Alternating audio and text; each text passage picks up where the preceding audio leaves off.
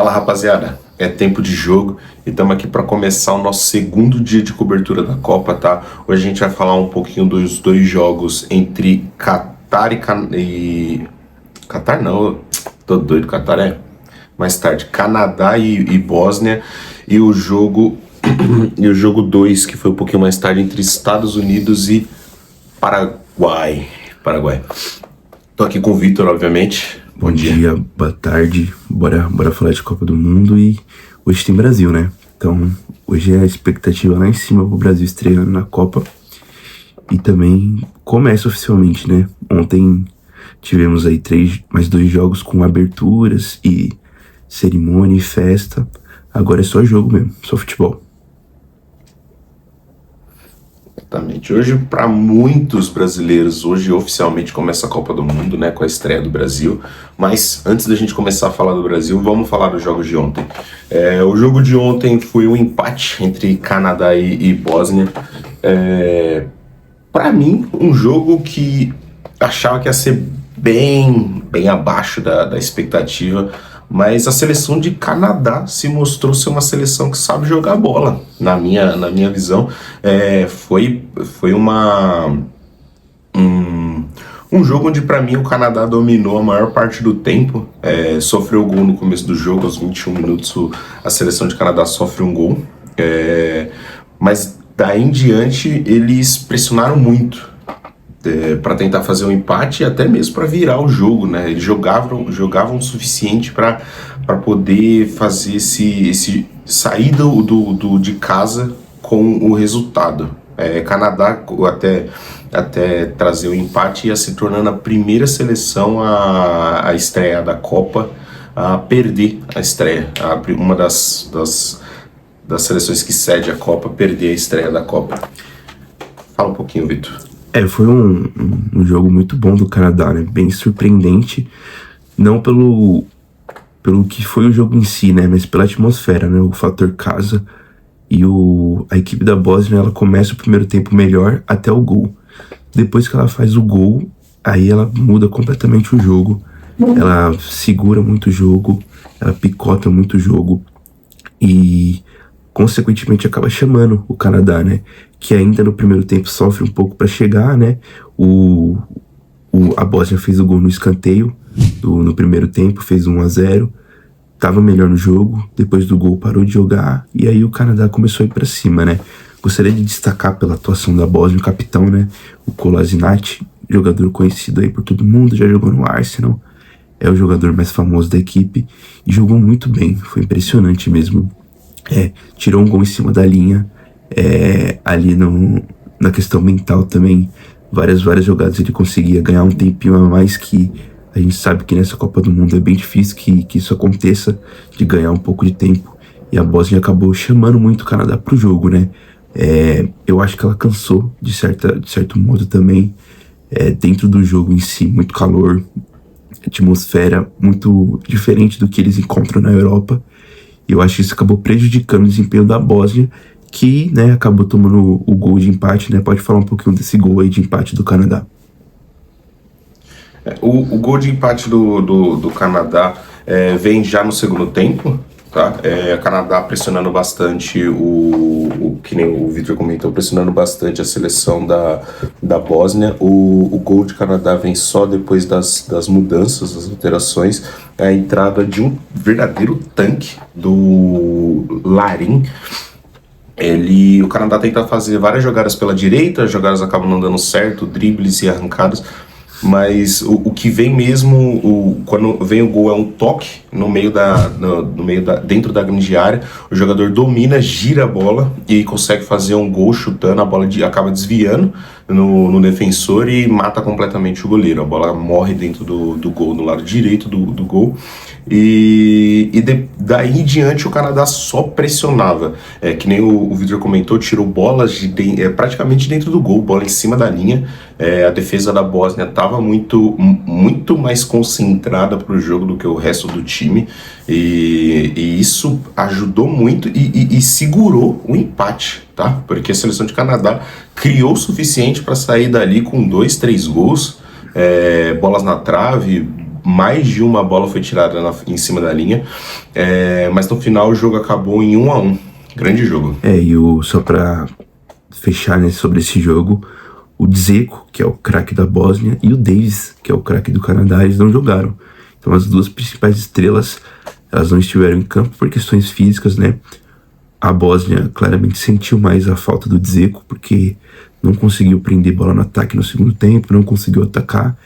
E o Canadá, eu acho que se tivesse com o Davis, talvez teria uma sorte maior, né? Ia ter mais potencialização no ataque, talvez criar mais jogadas pelo lado esquerdo também, mas foi ao meu ver, foi um excelente jogo do Canadá. Ambas as seleções saem vivas desse confronto, 1-1 é um ponto para cada, e agora praticamente dependem de si para se classificar, tá? Bora pro jogo 2? Bora falar de Estados Unidos e Paraguai, né? Um amasso. Não tem muito o que falar sobre esse jogo. Se você olha na perspectiva do Paraguai, foi um vexame, uma vergonha completa o que o Paraguai fez ontem. Ele entrou em campo, a primeira jogada do Paraguai foi uma jogada ofensiva. A gente até esperava que fosse um jogo até bem competitivo do Paraguai, mas aí a sequência do jogo mostrou que não tem a menor condição do Paraguai nessa partida, assim, a defesa totalmente fora de si, Gomes muito mal, o Alderete também é o outro zagueiro muito mal, o meio campo não conseguia marcar nada, e foi um jogo bem fácil para os Estados Unidos, que até surpreendeu muitas pessoas. Os Estados Unidos não vinha muito bem e teve uma facilidade incrível para fazer gol no Paraguai, né? 4-1, assim, vexatório. Foi uma partida bem surpreendente, que nem você comentou, dos Estados Unidos. O jogo começou com o Paraguai em cima, nos primeiros minutos, até se acreditava numa partida mais equilibrada, mas uma jogada pelo lado esquerdo com o Pulisic, para quem não sabe, o LeBron James do futebol. O Pulisic faz uma jogada pela esquerda com um drible, acaba dando sorte, um bate-rebate dentro da grande área, faz com que a bola seja empurrada para dentro do gol contra do zagueiro.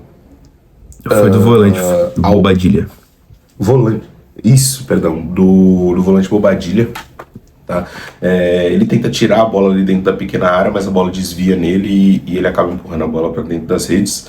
E daí em diante foi só massa, só pressão da seleção dos Estados Unidos. Várias jogadas, um gol impedido, que poderia ter sido 2-0. Logo em seguida uma outra jogada, já criada também pelo lado esquerdo, uma troca de bolas, segundo gol. E o terceiro gol vem no final do primeiro tempo, já nos acréscimos, os dois gols do Balogun. O terceiro gol, ele gira dentro da grande área, recebe uma bola longa, gira para cima do marcador, chuta uma bola no ângulo, aonde a coruja dorme, até agora está acordada, assustada. E mais um golaço, uma grande partida dos Estados Unidos no primeiro tempo, uma partida sem erros praticamente, onde se mostrou muito, muito superior. Acredito que o mando de quadra, o mando de campo também se mostrou destaque, também se mostrou diferença nesse jogo, e termina o primeiro tempo 3-0 já, um jogo onde o saldo de gols é muito importante e o Paraguai cedeu muito já no primeiro tempo. E aí o primeiro tempo termina, o segundo tempo começa, os Estados Unidos ele tira alguns titulares, o próprio Pulisic sai do jogo, justamente por pensar em poupar, para você ver o nível de desempenho do Paraguai nessa partida. O Paraguai ainda desconta, né, com o Maurício, o brasileiro paraguaio, né, que se naturalizou aí 3 meses atrás, se não me engano, e ficou hábil para jogar essa Copa do Mundo. Fez o gol, mas tirando esse gol dele, não teve muita coisa. Depois que fez o gol, a gente até achou que poderia ter uma atmosfera diferente, um Paraguai diferente, mas se manteve a mesma postura e prejudica muito o Paraguai no grupo, né? Porque um grupo que é um grupo equilibrado, numa Copa que tem muitas seleções e classificam os melhores terceiros, os 8 melhores terceiros, se não me engano, 8 ou 6, você tomar muito gol já te desqualifica para estar dentro desse debate, né? E para finalizar o jogo, né, o Reina, né, fez um golaço de trivela, né? Golaço do Reina, recebe a bola já na entrada da grande área, tira o primeiro marcador e faz um golaço de trivela. 4-1 nos Estados Unidos, que nem a gente está falando, o saldo de gols é muito importante para classificar o terceiro colocado. Se o Paraguai não brigar para vencer os próximos 2 jogos, é muito provável que seja já uma das seleções eliminadas, tá? Para seguir para a próxima fase da Copa do Mundo. É muito importante fazer saldo de gols. É perigoso você tirar os seus grandes jogadores, mas quando você tem um resultado de 3-0 no primeiro tempo, é muito mais seguro você confiar em tirar os seus grandes craques para evitar qualquer tipo de lesão. Você também dá oportunidade para outros jogadores, para eles já ganharem ritmos para os próximos jogos. Então foi uma decisão inteligente do técnico, ao meu ver, para um jogo onde claramente já estava controlado, a grande maioria dos jogadores ainda ficou em campo. Então com esse controle ele garante a vitória, garante saldo de gols, garante os 3 pontos, e os Estados Unidos com isso encaminha já a sua classificação para a próxima fase. Agora a gente acompanha o restante do grupo, né, que tem Austrália e Turquia ainda. A Turquia acaba sendo favorita, mas já dá um spoiler, né, que esse Turquia e Estados Unidos, pelo que os Estados Unidos jogou contra o Paraguai, pode ser um jogaço, né? Agora vamos falar da agenda de hoje? Bora, a agenda de hoje a gente começa hoje um pouquinho, se eu não me engano é um pouquinho mais cedo. Hoje a gente tem 4 jogos no dia de hoje, tá?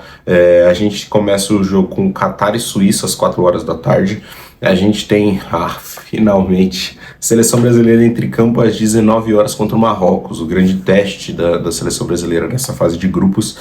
Logo em seguida, às 10 horas da noite, a gente tem Haiti e Escócia, também do grupo do Brasil, tá? Fiquem de olho nesse resultado aí, porque se o Brasil sai com uma vitória e o outro jogo termina um empate, o Brasil já encaminha também a sua classificação. E no começo da madrugada, 1 hora da manhã, a gente tem Austrália e Turquia. Aí fica a critério de vocês se vocês querem saber se isso é considerado um jogo de hoje ou já o primeiro jogo de amanhã. Tá. Pra mim, enquanto eu não dormia, é jogo de hoje. Pra mim também. Vamos falar só um pouquinho desse Brasil e Marrocos, só um esquenta, né, pro jogo. Vou passar aí pra vocês a provável escalação do Brasil contra o Marrocos, tá? Alisson, Danilo, Marquinhos, Gabriel Magalhães e o Alexandro. No meio campo, Casemiro, Bruno Guimarães e Paquetá. E no ataque, Rafinha, Matheus Cunha e Vini Júnior, né? O Ancelotti, ele aposta numa experiência do elenco quando ele coloca o Alexandro e o Danilo. E o Matheus Cunha e o Paquetá na frente. O Matheus Cunha, ele é esse jogador de confiança desde o começo do ciclo do Ancelotti. Então, não faria sentido ele não ser o titular da estreia. Apesar de eu achar que o Endrick é o jogador mais qualificado para a posição. E eu ainda acho que ele vai conquistar essa titularidade durante o campeonato. Mas para uma estreia, é uma escalação muito boa. Eu acredito que o Brasil coloca o seu jogo muito pela esquerda, tanto pelo Vini Júnior, o Rafinha caindo ali também, apesar de na escalação ele estar pela direita, a gente sabe como ele se movimenta muito, e o próprio Matheus Cunha, né? Vale lembrar que o Marrocos, ele perdeu o seu lado esquerdo, mas ali tá fora por lesão. É um jogador muito perigoso que, com todo o respeito que eu tenho ao Danilo, ele ia deitar no Danilo. Então, muito bom que ele se machucou. E o lateral esquerdo, o Mazzouri, também não deve jogar, ele tá como dúvida, mas esse ele não foi cortado, é só uma questão física mesmo. Então eu espero que o Brasil ele consiga inflar esse jogo no lado esquerdo, até para impedir o Hakimi de subir, né? Perfeito. Sem nenhum clubismo aqui, tá, pessoal? Mas claro que nós vamos torcer para a seleção brasileira. Vem com um grande elenco, vem com grande potência, força máxima na seleção, tá? Eu também acredito que o Endrick durante a Copa vai ganhar essa vaga de titular do Matheus Cunha, só que até lá a gente tem que acreditar no plano de jogo do Carlo Ancelotti. O Mister tá aí para mostrar que a seleção tem jogado bem e que vai dar certo, tá? A gente acredita nisso, a gente tem que acreditar no projeto. Perfeito? Fechado. Rapaziada, espero vocês, tá? Depois daqui a gente faz os jogos, a gravação dos jogos. O jogo do Brasil a gente vai gravar separado, tá? Porque a gente tira mais tempo para falar da seleção brasileira. Os outros jogos vão seguir nesse formato, tudo junto. Perfeito? Muito obrigado, pessoal. Não esquece de curtir, compartilhar esse vídeo aí. E até a próxima.